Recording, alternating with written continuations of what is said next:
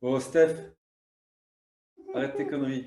Viens nous expliquer la dépression. Ouais, Tu sais bien, ouais, ça se soigne ouais. sans Ouais, mais c'est de la antidépresseurs. faute de l'ordre des médecins qui m'emmerdent sans arrêt, c'est de la faute de tous ces imbéciles qui. Enfin, ouais.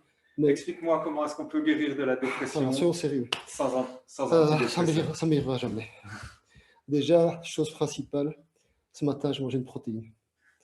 Et là, regardez le tableau que Cédric va insérer en couverture de la capsule et pas en capsule.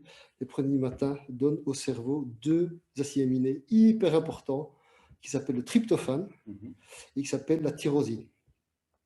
Et il se fait que, pour des tas de raisons techniques qui sont trop longues à expliquer, ce sont les protéines du matin qui sont les principales pourvoyeuses de ces acides aminés. Donc en gros, je pourrais résumer ça comme je dis toujours à mes patients. Mangez du steak le soir, du poulet le midi, votre cerveau, il s'en fout. Il veut le poulet et le steak le matin. C'est comme ça. Donc, si vous mangez le matin une tartine choco, des Kellogg's, du muesli, deux cafés, sans rien d'autre, vous avez zéro protéine, Mhm. zéro tryptophane, zéro tyrosine. Or, le tryptophane va donner la sérotonine, qui est la molécule du bien-être qui fait qu'on ne déprime pas. Donc, les gens dépressifs, il manque de sérotonine dans la tête. Et cette sérotonine, comme vous voyez sur le tableau, en fin de soirée, va devenir mélatine, je m'endors, je ne me réveille pas. Donc, quelqu'un qui mange le matin pas de protéines, il a des signes de manque de sérotonine, il est irritable, compulsion pour le sucre, compulsion pour le tabac, compulsion pour l'alcool, compulsion pour le pétard, compulsion pour le casino, atteint la frustration, irritable, il a mal aux muscles sans faire de sport, hein, Mhm. fibromyalgie. Et les patients qui ne mangent pas de protéines le matin, ils manquent de tyrosine. La tyrosine devient les hormones thyroïdiennes, Mhm. hypothyroïdie, devient la noradrénaline, qui est la molécule de la tête qui fait la pêche, l'énergie, le dash, et la molécule de la tête qu'on appelle la dopamine, qui est joie de vivre, mémoire, concentration, motivation, qui est également une molécule anti-addiction, la Mhm. dopamine. Quand elle est basse, on a le syndrome des jambes sans repos, la nuit, parfois, on peut faire un Parkinson, mais il y a d'autres causes. Donc, hyper important ces protéines du matin pour éviter que le cerveau soit plat. Donc, le fuel du cerveau sont les protéines du matin. Un œuf, c'est pas assez, il en faut au moins deux. Donc, il y a des milliers d'aliments protéinés à manger, mais donc il faut sortir de cette croyance que le matin on mange trois fois rien, qu'on fait un festin le soir. C'est exactement l'inverse. Donc, le Mhm. matin, il faut de la viande, du poisson, des œufs, et très très gras également. Il faut manger du gras le matin. Maintenant, le problème, est-ce que manger deux œufs, ça va suffire à ce que je ne me suicide pas? Non, pas du tout. Pour que mon tryptophane devienne sérotonine, pour que ma tyrosine devienne dopamine et noradrénaline, il faut encore que j'ai assez de vitamine D. Donc, comme je vis en Belgique tout habillé, il m'en faut 8 à 10 minutes par jour. Il faut que j'ai assez de B9. 50% de carence dans la population. Il faut que j'ai assez de B12. Chez plus de 50 ans comme moi, on est 80 à 90% de carencés. Il faut également assez de zinc, 89% de carence en population. Il faut assez de fer. Attention aux femmes qui ont des règles abondantes, ou les gens qui mangent, qui ont un intestin poreux lié à la prise de gluten, produits laitiers, etc. Donc, il y a plein de petites substances qu'on appelle des cofacteurs qui sont nécessaires pour que les protéines du matin deviennent ces neurotransmetteurs. Et je peux le dire, comme après quand même, j'ai 35 ans de carrière, allez, 28 ans de nutrition, 26 ans de hormonologie. 95 fois sur 100, la cause d'une dépression, c'est pas réactionnel. Hein, donc c'est pas une dépression qui est liée au fait qu'il y a un événement désagréable qui soit arrivé. Ça arrive à tout le monde. Hein. Un papa qui meurt, un enfant qui meurt, on perd son boulot, on a des soucis avec le voisin. Donc tout le monde a ça dans sa vie. Donc il faut arrêter de dire c'est parce que je suis déprimé, parce que ci, parce que là. Non, 95 fois sur 100, c'est une carence en macronutriments qu'on appelle protéines, acides aminés, et c'est une carence en micronutriments qu'on appelle B9, B12, zinc, fer, etc. etc. Et en effet, on a vu enfin, la dépression actuellement par jour. Ben, j'ai 3-4 patients qui sont en dépression.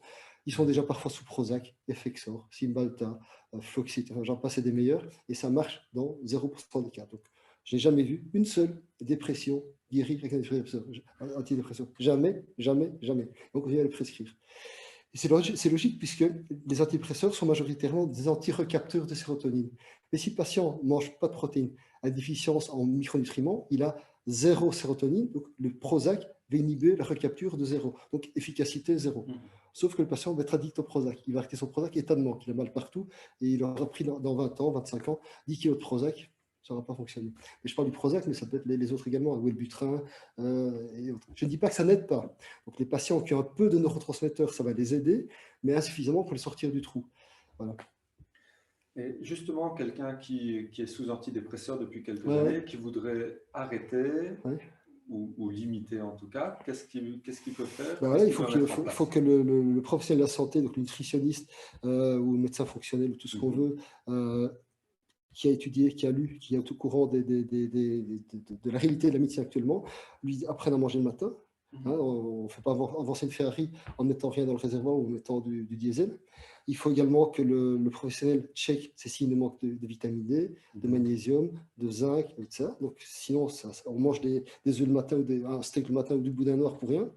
Ça, c'est le rôle professionnel. Il faut aussi que le deuxième cerveau soit en bon état, puisqu'on sait que 25 à 30% des neurones se trouvent dans le mésentère de l'intestin, donc c'est une membrane qui relie l'intestin, et 90% de la sérotonine viendrait du deuxième cerveau, 60% de la dopamine vient du deuxième cerveau, et le GABA également en grande partie. Et donc, quand l'intestin est pourri, ben, le cerveau est pourri. Donc, tant que le patient mangera ce qui lui inflamme l'intestin, ce qui est un intestin poreux, et ce qui fait que l'intestin dysfonctionne, il va connaître dépressif. Donc, on sait maintenant que ben, l'intestin, donc la dysbiose, la mauvaise flore intestinale, liée à une alimentation adéquate, liée à une hypothyroïdie, est une cause majeure de dépression. Donc, sans guérir l'intestin, on ne guérit jamais une dépression. Et fort heureusement, moi je parle de ça depuis plus de 20 ans, j'ai fait une publication il y a 23 ans, c'était le tableau, c'était le précurseur de celui qui est là. J'ai publié ça dans une revue anglaise, et heureusement, les psychiatres commencent à s'y intéresser. J'ai été pour la première fois invité un samedi matin, il y a 3 ans, dans un grand hôpital universitaire bruxellois, à un séminaire de psychiatrie concernant, le titre c'était intestin et cerveau. Donc en fait, est-ce qu'on ne devrait pas s'intéresser à la flore intestinale concernant les problèmes psychiques? Et il y a d'ailleurs un collègue qui travaille beaucoup là-dessus à l'hôpital Saint-Luc, pour ne pas le citer, il s'appelle le professeur Cani. Le gars a fait vraiment avancer le schmilblick. Et enfin, je n'ai pas dit les traditionnalistes, mais enfin, ces notions commencent à entrer dans la pratique. Attention, ça commence. Donc, ça veut dire qu'on vient de découvrir ça il y a 3 ans. Donc, dans 17 à 25 ans, attendez-vous à ce que le médecin de base que vous avez va enfin utiliser ces principes-là. C'est comme ça en médecine. Quand quelque chose est prouvé, il faut entre 20 et 30 ans pour que les médecins de base, je dirais, commencent à l'utiliser. Alors, il y a 26-27 ans, j'ai été formé en partie par un certain David Servan-Schreiber. C'est lui qui a amené en Europe le MDR, la psychonutrition, enfin les balbutiements de la psychonutrition. Et le mec, il avait l'idée de génie de donner à ces dépressifs résistants tricycliques à l'époque de l'huile de poisson, des oméga 3. Il avait vu qu'au bout de quelques mois, le résultat était spectaculaire. Donc c'est lui qui, la première fois, a publié une étude montrant qu'un supplément nutritionnel changeait radicalement le cours d'une dépression. Pourquoi ça marche les oméga 3? Ben simplement, si vous ne mangez pas d'huile oméga 3, prenez que l'huile oméga 9, l'huile d'olive, ou rien du tout. L'huile oméga 3, c'est lin, colza, noisette, etc. Si vous ne mangez pas de poisson gras, au moins 2-3 fois par semaine, morue, flétan, sardine, anchois, saumon, eh bien, votre corps est déficitaire en oméga 3, donc les parois cellulaires sont rigides, donc les récepteurs ne fonctionnent pas. Donc votre sérotonine, qui devrait faire que vous ne déprimez pas, elle tape sur le récepteur, il ne veut pas bouger, donc le message passe pas au neurone suivant. Et donc c'est important, donc de nouveau on en revient à la nutrition. Alors maintenant, si le patient n'aime pas le poisson ou les huiles, ben, on donne des compléments. Si le patient est végétarien, ne mange pas de viande, on donne du zinc, de la B12. Donc voilà, on peut toujours avec les compléments, j'irais corriger les déficiences micronutritionnelles liées à des erreurs nutritionnelles. Steph, Oui, ça va mieux? ça va mieux. Je crois que je ne vais pas me suicider. On est reparti? On est reparti pour un tour. Allez, à la prochaine. À la prochaine.